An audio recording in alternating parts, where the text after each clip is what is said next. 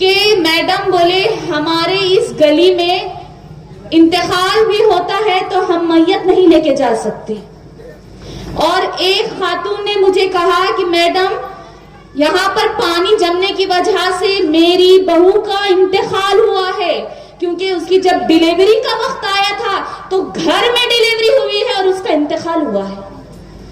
ये मसले मुझे सुनना था और सब खवातीन ने ये तय किया था कि इस बार तो हम वोट ही नहीं देंगे, इकबाल नगर के लोग वोट ही नहीं देंगे। तो मैंने कहा बिल्कुल मत दो, आपकी जगह मैं होती तो मैं भी शायद यही करती। मगर मैंने सबको ये कहा कि अगर आप वोट नहीं देंगे तो फिर अगर वो ही चेहरे अगर वापस आएंगे तो तब क्या होगा। फिर मैंने उन्हें कहा कि देखिए मैं भी खुद 20 साल से, मेरे वालिद साहब कांग्रेस से नगर सेवक थे, हम तो खुद काम करते थे मगर हमें किया करने नहीं देते थे। आज हम इसी वजह से पार्टी बदलकर आपके सामने खड़े हैं। हमारे सामने मजबूत उम्मीदवार खड़े हैं, मुखिब भाई हैं, बशीर भाई हैं, दस्तगीर भाई हैं। और मैंने जब उन्हें अपनी भी खिदमत बताई तो वो जो जितनी खवातीन थी उन्होंने मुझे बहुत ही मोहब्बत और दुआओं से मुझे अलविदा किया मुखिब भाई।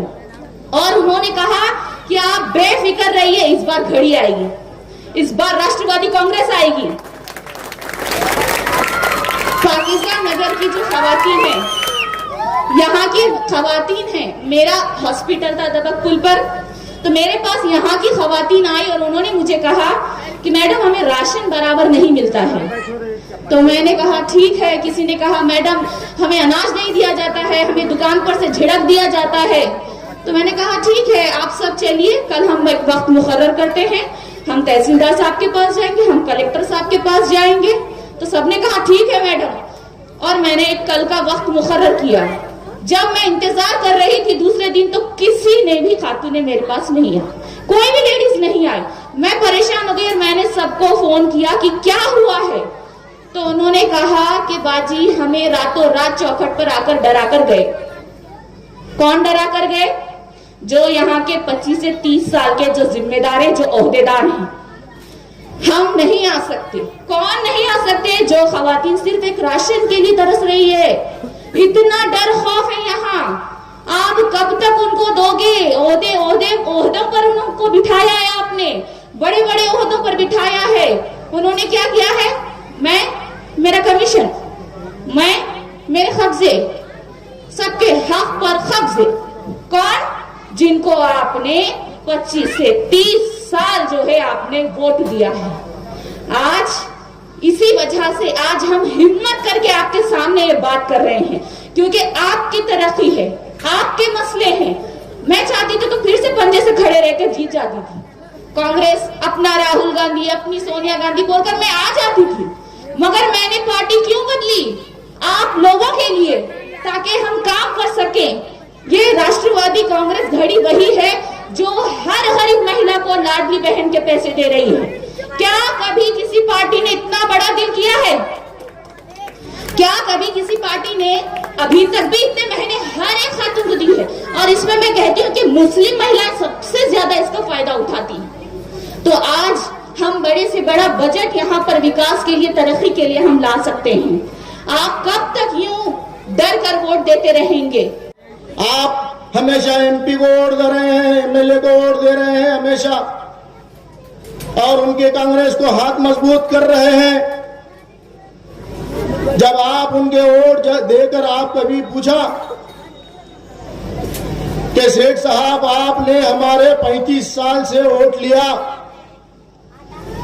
कभी आपने एमपी को वोट देने लगाए, कभी एमएलए को वोट देने लगाए, कभी एमएलसी को वोट दिए, और कभी महापौर बनाए, कभी डिप्टी मेयर बनाए, कभी स्टैंडिंग चेयरमैन बनाए, कभी विरोधी पक्ष नेता बनाए। कौन सी सीट नहीं थी इनके पास में? आप ही बताइए कि इनके पास कौन सी सीट मौजूद नहीं थी? इन्होंने क्या काम किया? और इनके जितने बड़े बड़े उम्मीदवार थे, जितने आमदार थे, खासदार थे, इनसे क्या काम करवाने लगाए आपने? मुसलमानों को तो गरीब से गरीब तर बना दिया। आप कांग्रेस में पहले किसी को चीफ मिनिस्टर बनाए, इतनी बड़ी ताकत बख्शे। अरे उनके पास में तो बड़े बड़े शक्कर के कारखाने, उनके पास बड़ी बड़ी फैक्ट्रियां, उनके पास बड़े बड़े कारोबार, बड़ी बड़ी कंपनियां। ये आपने ही तो दी, ये आपने ही ताकत दी। और आपने कहा कि हम आपको ताकत दे रहे हैं और हम सहने के लिए तैयार हैं। और वो असदा बन के हम पे हमला कर रहे हैं और हम सहते जा रहे हैं। कि हमारा जो हाल हुआ इस वार्ड में, आपके इस इलाके से, मैं समझता हूं जो नाले बने गए, ड्रेन बने गई, रास्ते बने। अजीज दोस्तों, मुझे बताओ कि ये पूरग्रस्त आ रहा है, ये जो पानी आपको पीने के लिए मिल रहा है, क्या आपको पानी बहुत अच्छे से साफ मिलता है? आप 40 साल से 35 साल से वोट दे रहे हैं, तो क्या आपको पानी अच्छा पीने के लिए मिल रहा है? मैं तो सुना हूं कि मेरे भाई, कुछ लोग पानी के लिए आपके महापौर साहब के पास गए और उनसे कहा, उनके सामने फरियाद की, हमारी माओ ने, हमारी बहनों ने, हमारे बुजुर्गों ने, और कहा महापौर साहब, और हम पानी पीने के लिए नहीं है। तो उनका जवाब जो आता है, जो जवाब मैंने सुना, लोगों ने जो मुझे बताया कि जब वहां पर ये फरियाद की गई तो उन्होंने ये कहा कि आप ये घर या तो बेच कर चले जाइए, सेल आउट कर दीजिए, या तो आप ये मोहल्ला छोड़ दीजिए।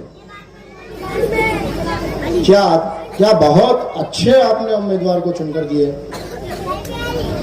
ये जुल्म, आप जुल्म सह रहे हैं। आपकी बोलने की हिम्मत नहीं हो रही है। क्यों नहीं हो रही है? आप कहीं ना कहीं कुछ ना कुछ उनके पास दबेल है, क्योंकि उन्होंने इसके पहले एक स्पीच में बताया, एक स्टेटमेंट में बताया, जब पूरग्रस्त आया था तो कहा कि हम इनको, यहाँ के वार्ड के लोगों को हमारे लकड़ियां देते हैं जलाने के लिए, हम यहाँ पे और कुछ सामान देते हैं, किसके शादी में देते हैं, किसी के छिल्ले में देते हैं, किसी के रस्म में देते हैं। तो अजीज दोस्तों, क्या आपका इतना भी जमीर मुर्दा है? क्या आप जाकर के वो पैसे लेकर के, अरे ऐसे पैसे और ऐसी दौलत और ऐसी दौलत, ऐसे पैसे क्या फायदे के, और ऐसा रिजर्व भी क्या फायदे का? अरे इससे अच्छा तो बकौल शायर आए ताइरेला होती, जिस रिस्क से मौत अच्छी, जिस रिस्क से आती है परवाज से कोताही। अरे दूसरे के हाथ के सामने हाथ फैलाना, दूसरे के सामने, इसके बजाय आप अल्लाह से मांगो। अरे अल्लाह रब्बुल करीम है, अल्लाह बड़ा है, मेहरबान है, रिज़्क़ देने वाला है। हम तुम कौन है? वल्लाहु यर्ज़ुक़ु मन यशाउ बिग़ैर हिसाब। अल्लाह के खजाने में कोई कमी नहीं है। अल्लाह जिसे देता है बेहिसाब से देता है। आप दुआ कीजिए, दूसरे के सामने हाथ फैलाने के बजाय ये वोट के लिए 500 रुपये, 300 रुपये इलेक्शन कार्ड जमा करके देना, ये अच्छी बात नहीं है। अजीज दोस्तों, हर 10-10 साल को एक नस्ल आगे जाती है और एक नस्ल खत्म हो जाती है। अजीज साथियों, तो हमारे ऐसे 40 साल में, 30 साल में 3 नस्ल तबाह हो गए हैं। ये मासूम बच्चे आपका क़यामत में अपने माँ बाप का गिरबान पकड़ेंगे कि आपने कौन से लीडर को चुन के दिया, जो हमारे लिए कोई एक स्कूल भी नहीं बनाया। अरे हमारा बच्चा कोई गरीब, कोई डॉक्टर बनता था, कोई माहिर तिब रहता था, कोई बड़ा स्कॉलर रहता था, कोई इंजीनियर बनता था, कोई है यहाँ पर। अरे जो बच्चे अपने मेहनत पे कोई इंजीनियर बना होगा, कोई डॉक्टर बना होगा, तो इनको तौफीक भी नहीं हुई कि वो बच्चे को, जिसने 10वीं क्लास में पास किया, जिसने 12वीं में टॉपर किया, कोई डिग्री, कॉलेज डिग्री हासिल की, और कोई डॉक्टर बना, कोई इंजीनियर बना, तो कभी आपने देखा कि कभी कोई बच्चे को बुला करके, यहाँ के जो बच्चे हैं जो पास हुए इस वार्ड के, तो क्या इन्होंने अपने फंक्शन हॉल में बुलाकर कभी गुलपोशी की, कभी तमगा दिया कि मेरे भाई, मेरे बच्चे, मेरे लाल, और तूने जो है नाम रोशन कर दिया हमारे मोहल्ले का ही नहीं बल्कि मेरे वार्ड का, हिम्मत अफजाई की, स्कूल तो छोड़ दीजिए। तो अजीज साथियों, यही नहीं हुआ आपके साथ। आपके साथ ये जो खबरस्तान है बाजू में, खबरस्तान को छोटी कर दी गई, खबरस्तान को खूबसूरत बनाना था, खूबसूरत बनाया नहीं गया। खबरस्तान हमारा, हमको जाना है, मुझे भी जाना है, आपको भी जाना है, सब जाने वाले हैं वहां पर। लेकिन खबरस्तान को कितना खूबसूरत बनाना चाहिए था, गार्डन टाइप दिखना चाहिए था। अरे इतनी बड़ी आबादी है, 1 लाख की आबादी है, 1 लाख आबादी के लोग वहां पर खबरस्तान को जाते हैं। दूसरी खबरस्तान तो कांग्रेस के दौर हुकूमत में उसका रिजर्वेशन हटा दिया गया, आप देख रहे हैं पेपर में, न्यूज़पेपर में, चैनल पे। अरे बच्चों के लिए कोई तालीम तो छोड़ दीजिए, कम से कम खाली लाइब्रेरी तो बनाए। मुझे बताओ, आप मुझे जवाब दो। अगरचे कोई बच्चा है, कोई नौजवान है, कोई बुजुर्ग है, तो मुझे आकर बताइए मुखिल भाई गलत बोल रहे। आप बताइए, आपका वार्ड 30,000 का है मेरे भाई, आप ही बताइए कि इस इलाके में कहीं ना कहीं लाइब्रेरी इन्होंने खोला। आज हमारे बच्चे वो जो वक्त है पढ़ने का, लिखने का, वो अपना वक्त मोबाइल में गुजार रहे हैं, कहीं जुए पे बैठ रहे हैं, कहीं जो है खेलने में वक्त गुजार रहे हैं। अरे अगर उनको कोई किताब मिलती तो कम से कम वो किताब पढ़ लेते। मैं हकीकत बतला रहा हूं, हकीकत का चश्मा पेश कर रहा हूं अजीज साथियों। आपके साथ यही नहीं हुआ, बल्कि आप देख रहे हैं ईदगाह को। एक वक्त था, हम बचपन में, हम बच्चे थे तो वो ईदगाह बहुत अच्छी दिखती थी, खूबसूरत दिखती थी, अच्छी दिखती थी, और हमारे पास में जगह बहुत बड़ी थी। आपने ताकत दी, उसी ताकत से वो प्रॉपर्टी अपने नाम पे कर दी गई। कौन है मनगट पकड़ के पूछने वाला, आप बोलिए। और तुम्हारे जो डिप्टी मेयर है खड़े हुए अभी इलेक्शन में, हमारे डॉक्टर, हमारी बहन अर्शिया, इनके अगेंस्ट में, आप बताइए कि उन्होंने ये ईदगाह जो बनी है, सिर्फ 11 गुंठे जमीन बतला रहे हैं हम, 11 गुंठे। उन्होंने अपने स्टेटमेंट में बोला कि 11 गुंठे हैं, यानी कि अगरचे वो ईदगाह का चबूतरा 15 गुंठे का अगरचे होगा। आप गिन लो, आप चुनकर दे रहे हैं हमेशा, आप गिन लो, नहीं तो मुखित को चुना के लाओ, मुखित गिनेगा और सब निकाल के आपके हवाले करेगा। अगरचे 11 गुंठे से ज्यादा हो गई तो इसका मतलब, अगरचे 14 गुंठे जमीन हो गई तो इसका मतलब यह होगा कि 3 गुंठे इन्हों, अगरचे 14 गुंठे 15 गुंठे अगरचे हो गई तो 11 गुंठे में से 4 गुंठे निकालेंगे। अब 4 गुंठे कहां से निकालेंगे? और या तो उनको मीनार तोड़ के देना पड़ेगा, या तो चबूतरे की सीढ़ियां तोड़ के देना पड़ेगा। अब आप फैसला कर लो कि क्या तोड़ के देते हो। अजीज दोस्तों, यही बताने के लिए मैं आया। अब रहा मसला मेरा, मैं आपके सामने खड़ा हूं और हम हमारे राष्ट्रवादी के जानिब से हम क्या करेंगे और हम क्या पहले किए। हमारे अजीत दादा साहब, आप देख रहे हैं कि लाडली बहनों की जो स्कीम है, उन्होंने कहा कि जब तक के अजीत दादा जिंदा है, जब तक लाड़ की बहन बंद नहीं हो सकती। आज 1500 रुपये आ रहे हैं ना। अब हम इंशाल्लाह, आप हमको चुनकर दीजिए, हम यहाँ के रोड, यहाँ के ड्रेन, यहाँ का पानी का इंतजाम, साफ और शफाफ पानी, इंशाल्लाह ये तो मूलभूत सुविधाएं हैं, ये तो हम इंशाल्लाह एक 4-6 महीने के अंदर पूरा सब करेक्ट कर लेंगे। इतनी हमारे में ताकत है। हुकूमत के आंख में आंख डालने की, बात करने की सलाहियत होना चाहिए। वहां पे ऐसा हाथ बन के खड़े रहने से काम नहीं होने वाला है। मीटिंग में बोलना पड़ता है, झगड़े करना पड़ता है। आप वहां पर सूरत देकर अगर दे देंगे, वहां पे भोला आदमी चुनकर देंगे तो भोला आदमी कुछ नहीं बोल सकता आपके बारे में, और आपकी हकीकत कुछ वहां पे बयान नहीं कर सकता। बड़े बड़े ऑफिसर होते हैं अंदर मीटिंग में।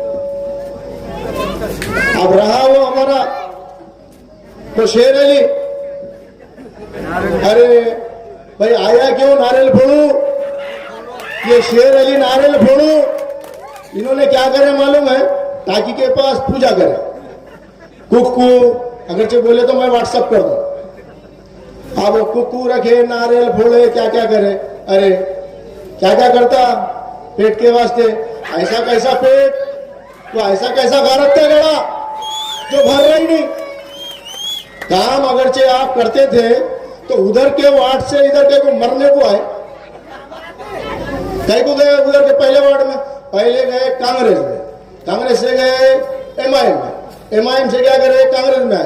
पहले बोले कांग्रेस बहुत अच्छी है, उसके बाद बोले राष्ट्रवादी अच्छी है, फिर राष्ट्रवादी में के बाद में बोले कांग्रेस बहुत अच्छी है। यानी अब जो है क्या करना, लोगों ने इन्हों जो बोले वो सुनना।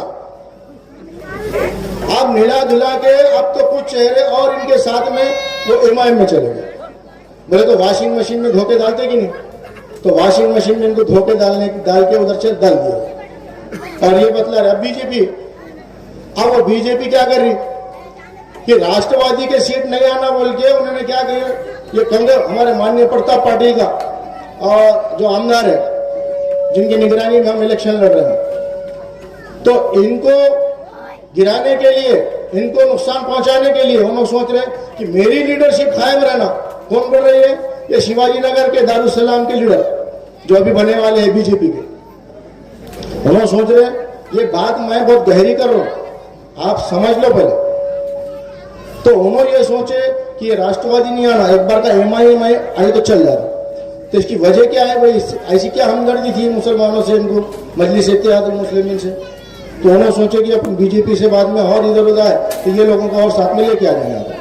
यानी उनको निला रहे, धुला रहे, इधर से उधर लेके जा रहे, उधर से इधर लेके आ रहे, इधर से उधर लेके जा रहे, उधर से इधर लेके जा रहे। ये सिलसिला 40-35 साल से चल रहा है और हम बर्दाश्त करते जा रहे। अरे हम नए चेहरे हैं मेरे भाई, आपके सामने खड़े और आपके लिए लड़ाई लड़ने के लिए तैयार है। आप समझिए, मैं आपसे यही गुजारिश करने के लिए आया, आपके लिए अच्छे एक लाइब्रेरी खोलूंगा, आपके लिए एक अच्छा सा स्कूल खोलूंगा, आपके लिए एक प्ले ग्राउंड बनाऊंगा इंशाअल्लाह। आज तक ये नौजवान बच्चे, अब ये बच्चों ने क्या करना, कहाँ खेलना। अब अपना घर तो 33 बाई 33 का है, उसमें भी 2 हिस्से है, एक बड़े भाई का है, एक छोटे भाई का है। अभी नौजवान बच्चों ने खेलना कहाँ पे, ये बताओ उनका फिजिकल फिटनेस कैसा रहेगा। हमारा भाई अगरचे हमारा बच्चा कोई फिजिकल फिटनेस में आता है तो कोई पुलिस में भर्ती होगी, कोई इंस्पेक्टर बनेगा, कोई पुलिस वाला बनेगा, कोई एसआरपी में जाएगा, कोई सीआरपी में जाएगा। तो ये जो गाइड करना चाहिए, तो कभी कोई गाइडेंस कर रहा, कभी कोई अवेयरनेस की बात किया, कभी नहीं। आ रहे इलेक्शन में वोट दो बोल के मांग रहे और लोग वोट डाल दे रहे, बहकावे में आ रहे और वही 5 साल के बाद वही सिलसिला चल रहा। तो अजीज दोस्तों, मैं आपसे यही कहने आया हूं और जो भी लोग यहाँ पर बैठे हैं, आप आराम से सुन लीजिए कि आने वाली 15 तारीख को आपको घड़ी पर मोहर लगाना है। मैंने आपको तकरीबन आपके सामने सभी हिंदुस्तान का मंजरनामा भी पेश किया, नांदेड़ का मंजरनामा भी पेश किया और हम आगे क्या करने वाले ये भी बताया। एक वाकया बोल के मैं बात खत्म करूंगा। एक मरतबे ऐसा हुआ कि एक शिव जयंती का जुलूस निकला और निकला था, तो जब आबेदीन मस्जिद के सामने से वो जुलूस जा रहा था, जुलूस गया, जुलूस में कुछ शरपसंदों ने गड़बड़ कर दी। गड़बड़ करने के बाद में वो आबेदीन मस्जिद के अंदर कुछ तो भी पंखे तोड़ दिए, घड़ी तोड़ दिए, ये वो सब अंदर नुकसान कर दिया मस्जिद का। नुकसान करने के बाद अब अपने जो लोग थे, ए बाबा हम बैठो, तो कुछ लोग अब कहाँ जाना, तो ये कुछ नगर सेवक थे, मुख्य नगर सेवक, वो साहब के सामने खड़े रहे, बोले साहब ये आप चीफ मिनिस्टर हैं और ये हमारा नुकसान हो गया और मस्जिद का नुकसान हुआ, तो अब इसके लिए कुछ तो भी करिए आप, और ये ऐसा क्यों, उनको सजा दीजिए जिसने किया था। वो सजा देने के बजाय उल्टा ये हुआ, वो साहब ने ये किया कि जो लोग पहले हमारी मस्जिद को तो नुकसान हुआ, लेकिन रात के वक्त में वहाँ के जितने भी हमारी माएँ बहनें जो घरों में थे, उनको और उनके बच्चों को, नौजवान बच्चों को निकाल कर 200 से 250 आदमी को लाकर में बंद कर दिया होगा। और उसके बाद में जब जाके बोले कि ये नुकसान हुआ और नुकसान हुआ, तो बोले ठीक है, जो नुकसान हुआ, किसी का ऑटो तोड़े, किसी का जो है गाड़ा तोड़ दिए, किसी की मोटरसाइकिल तोड़ दिए, तो बोले कुछ नहीं, इनको जो है चेक दे देंगे, इनका नुकसान हुआ।